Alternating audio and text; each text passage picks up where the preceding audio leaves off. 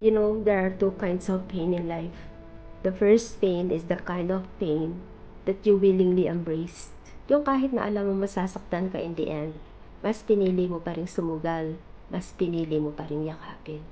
Yung kahit na may bahagi sa puso't isipan mo na nagsasabing darating ang araw ay iiyak ka dyan, masasaktan ka dyan, pero mas pinili mo pa rin maging matapang kahit na alam mong hindi sapat yung katapangan na pantapat sa iyong kahinaan.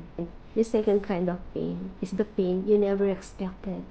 Alam mo ba yung parang tipong isang napakalakas na mananalasang bagyong dumating na lang sa buhay mo?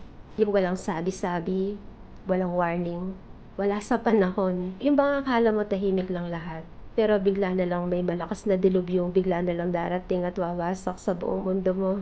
Dalawang magkaibang klase ng pain, pero iisa at pareho ng bigat. Minsan masasabi mo na lang sa sarili mo, uy, kaya mo pa ba?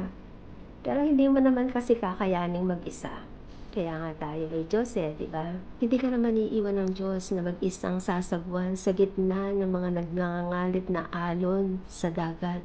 Gentle reminder, the storm may be strong, but the God who holds you is stronger.